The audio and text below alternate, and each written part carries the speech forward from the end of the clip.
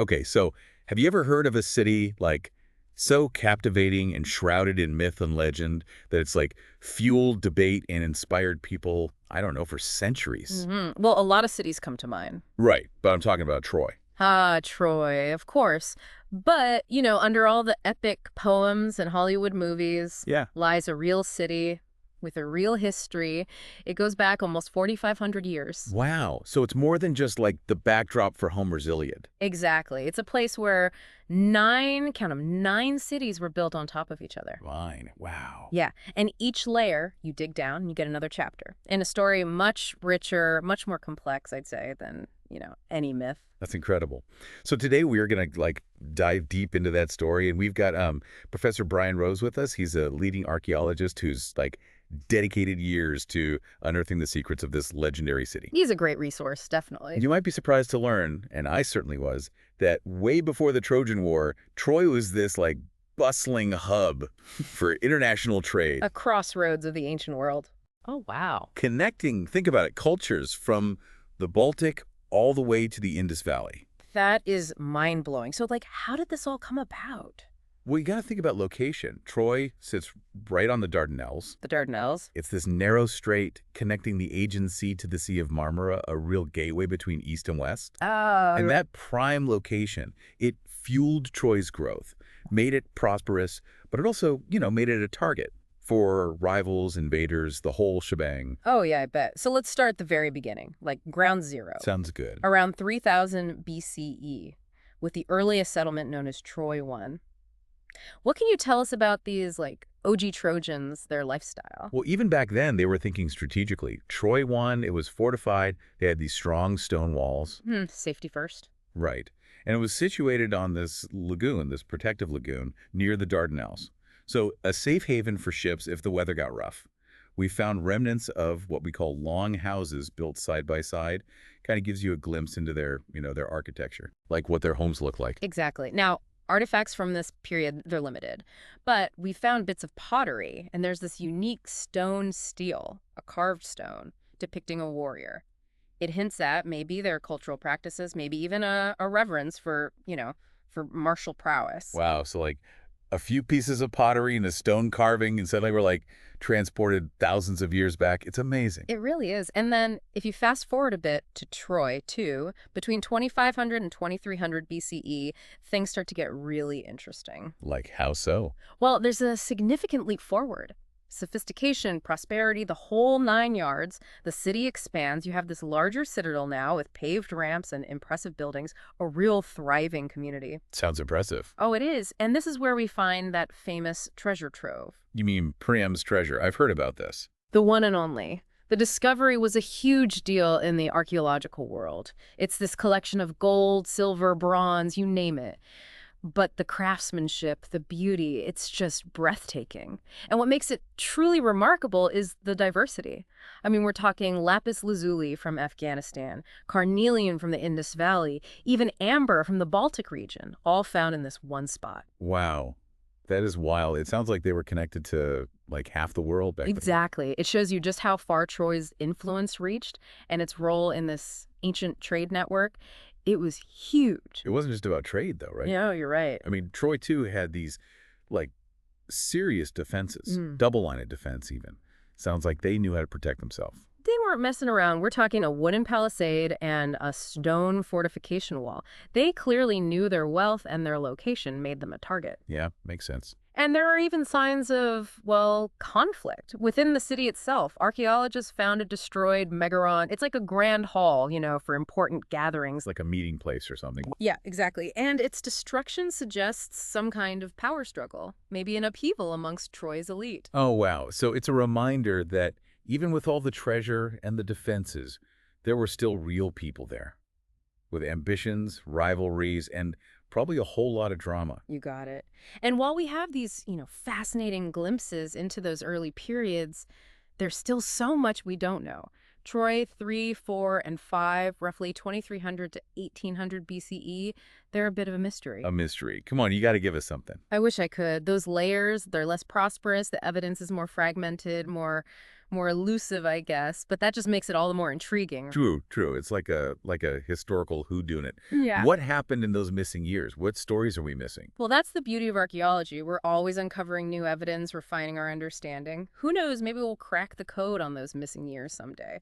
But for now, the most intriguing chapter in Troy's story, it's still ahead, and it's all about the rise of Troy 6. Troy 6. Okay, I'm intrigued. This is the one that's forever linked to the legend of the Trojan War. Yeah, got it. This is where things get epic. So Troy 6, it flourished, roughly 1800 to 1300 BCE, and it was like the peak, the height of their power, their influence, during the Bronze Age. Like the golden age of Troy. You could say that, yeah. It was magnificent. They had this, get this, double line of defense. Double, wow. Yep, a rock-cut ditch and a stone wall around the citadel. Additional wall, that's... Oh, and the wall, it was 10 meters high, and get this, 4 to 5 meters thick. Oh, that's serious. Serious is right. They were sending a message, don't mess with Troy. They'll say. So I'm guessing they knew they had something worth protecting. For sure. Wealthy and aware, I'd say. Aware of, well, the threats they faced, probably Well. controlled important trade routes, commanded attention from, powerful neighbors. Makes sense. And this is where those Hittite tablets come in, right? The ones you mentioned earlier. Exactly. They're like a window into that world, a glimpse into the politics and alliances of the time. They were found, remind me. In Hattusa, the Hittite capital, modern-day Turkey. Right, right. And they mentioned alliances, you said. And rebellions. Yeah, and even figures like Paris, from Homer's Iliad. Hold on, so you're telling me these legendary figures, they might have been based on real people? Well, we can't say for sure, but Yeah. there are definitely strong connections between the myths and the historical reality of the late Bronze Age, I mean. Wow. The Hittites, they referred to a kingdom in western Anatolia called Wulusa. Many scholars think that's the Hittite name for Troy. Relusa. Interesting. Right, and the tablets mention a conflict with figures like Atreus and even a possible siege mentioned in the Tawagalawa tablet. The what tablet? Tawagalawa, it's a whole other story. But the point is, all of these elements, they line up with, the Trojan War narrative. It's like Yeah. the myth is coming to life. Or I guess history is backing up the myth, I should say. So cool. So what about daily life in Troy 6? What was it like to live there? Well, here's the thing. The residential areas, mostly unexcavated, still. Bummer. So we don't know much about how they lived. Not as much as we'd like. We estimate the population was, maybe 5,000 to 10,000 people. That's a lot of people. For back then, I mean. It was a sizable city, definitely. Yeah. And from the artifacts we have all found, we know they were skilled. Craftspeople made beautiful pottery, bronze tools, really intricate jewelry. So like artisans. Yeah, and they were plugged into this vast trade network. We find goods from all over. Really confirms what Priam's treasure showed us, About Troy's reach. Yeah, so it was this like bustling cosmopolitan city full of traders and artisans. And okay, I have to ask, Mm-hmm. what about the war, the Trojan War? Right, right. Okay, so the period, the one we usually think of as the Trojan War, right? About 1400 to 1200 BCE. Well, it was a messy time. Lots of conflict. Power struggles. Between who? The Mycenaean Greeks, they're called the Achaeans or Iwans in the Hittite texts, and the Hittites themselves, obviously, and then other regional powers all vying for, control. So not just one big war, like in the Iliad. Right, more like a series of conflicts, spanning generations, probably. Wow, okay, so what about Helen? Was she real? Well, the story of Helen, abducted by Paris, starting this huge war, that's a powerful story. But, it's a myth. Passed down, embellished, the whole 9 yards. So no Helen. We can't know for sure, Yeah. but there is a fascinating piece of evidence from Pylos in Greece, a linear B tablet from the Mycenaean period. It lists women captured from, get this, Western Anatolia, the same region as Troy. No way. So they took women as spoils of war too. Looks like it. It wasn't just a Greek thing. Likely went both ways. That changes things. It makes it all so much more, well, real. So what happened next after this, potential war, all this tension? Well, Troy 7a, around 1300 BCE, things get really shaken up, literally. An earthquake hits. Oh, no. Yeah, big one. Force people to crowd into the citadel. The city becomes much denser, more populated. And then, at the end of this period, we find clear evidence of fighting. Burnt earth, sling stones, the works. So this is it. This is the Trojan War. Maybe. It's the closest we've got. But there's a big piece missing. The cemeteries. From Troy 6 and 7a, they haven't been found. The cemetery. Yeah, where they buried their dead. We could learn so much from them. about the people who lived and died in these, key periods, their demographics, health, burial practices. Wow. Looks like a whole chapter is missing. It is, but maybe it's out there, waiting to be found.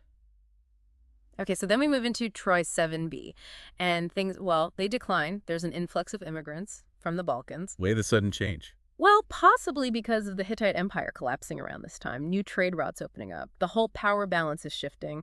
And then, get this, around the 8th century BCE, the ruins, the Bronze Age ruins, they start to be seen as, well, remnants of the legendary war. Wow. So, like, people are already looking back and mythologizing it. It seems that way. We see possible evidence of early hero worship, and there are these existing mounds from the Neolithic period that may have been reinterpreted as tombs of famous heroes from the Trojan War. It's amazing how, with time, a place can become, well, legendary, how stories shape our view of the past. So Troy's journey, it goes from this small settlement to a powerful Bronze Age city caught up in conflict and ultimately transformed by, well, by myth and legend. Yeah. So what happened next?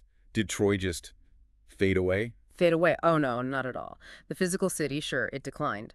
But the story of Troy, Yeah. that took on a life of its own. I mean, think about it. Art, literature, music, all inspired by Troy, through history. It's a testament, really, Yeah. to the power of these myths, these legends. You've got ancient Greek tragedies, Renaissance paintings, even modern-day films, the tale of Troy. I mean, it just keeps captivating us. Makes us think about, love, war, fate, human nature, the whole shebang. It's timeless, and it's what led to, sort of the rediscovery of the historical city, right, in the 19th century, I think. Yeah, Heinrich Schliemann. He was a German businessman, actually. A businessman. An amateur archaeologist, though. He got obsessed with finding Troy, like the real Troy. Well, an amateur, yep. And he used Homer's Iliad, as his guide. He just set out to excavate the site at Hisarlik in modern-day Turkey. And he actually found it. He did. Amazing, right? One guy, a book of poetry, and a whole lot of determination. And a lot of luck, I'd say. Maybe a bit, yeah. Although, I gotta say, his methods, they weren't exactly what we'd consider, بest practices today. He was so focused on finding treasure, he actually caused some damage to the site. But his discoveries, like Priam's treasure, they reignited this whole interest in Troy. I bet. Sparked a wave of, real archaeological exploration that's still going on today. And what those excavations have shown us is that Troy was far more than just, the setting for this epic war. So, like, more than just a myth. Way more. Generations of archaeologists, they've shown that Troy was, it was complex, cosmopolitan. It was a center of trade, cultural exchange. It's a history, really, much longer and more intricate than just, the Trojan War. Okay, so with all these layers of history, how do archaeologists even, know where to start? Well, imagine a giant puzzle with, 1,000 pieces, all mixed up. Sounds like a nightmare. A little bit, yeah. But they use all these techniques, careful excavation, of course, but also, ground-penetrating radar, aerial photography. You can map the whole site without even, lifting a shovel. Technology to the rescue. It helps. And once they start digging, everything is documented meticulously, every layer. Pottery shards, building foundations, even tiny bits of bone or charcoal. Wow, so they analyze everything. Everything. And it gives them clues about the people who live there, their daily lives, their food, their beliefs, how they interacted with other cultures, all of that. It's amazing the things you can learn just from scraps and leftovers. Yeah. Makes you realize these weren't just, figures in a story. They were real people. Exactly. And the more we dig, the more we realize how resilient they were. They survived earthquakes, fires, wars. They rebuilt their city over and over. It's a story of, the human spirit, I guess. Our ability to adapt, to innovate. And those cemeteries you mentioned, the ones that are still missing, imagine the stories they could tell about individual lives. Oh, it would be a game changer. We could learn so much about their demographics, their health, their burial practices. It would be like a direct connection to their world, to their individual experiences.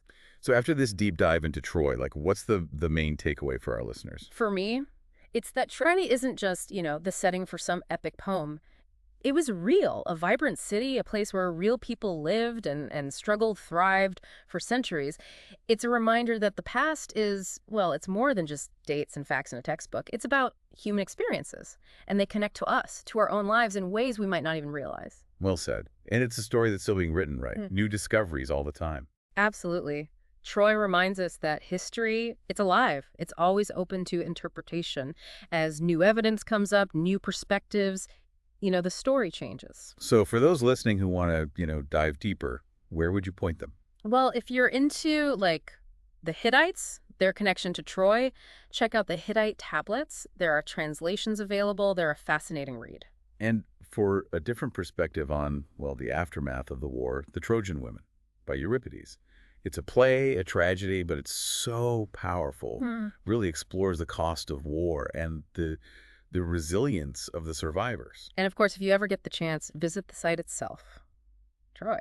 Standing among those ruins, it's an experience. You can almost feel the weight of history there. It makes you realize it's not really the past, is it? It's still with us, in a way, in the stories we tell, the lessons we learn, the connections we make. Could have said it better myself. And hey, maybe one of our listeners will make the next big discovery. Maybe they'll find those missing cemeteries or some other clue that sheds even more light on Troy. Wouldn't that be something? It would. And that brings us to the end of our deep dive into Troy. Hope you've enjoyed the journey with us. Don't forget to subscribe to The Deep Dive for more fascinating explorations of, well, everything. History, science, culture. We promise you'll never look at the world the same way again.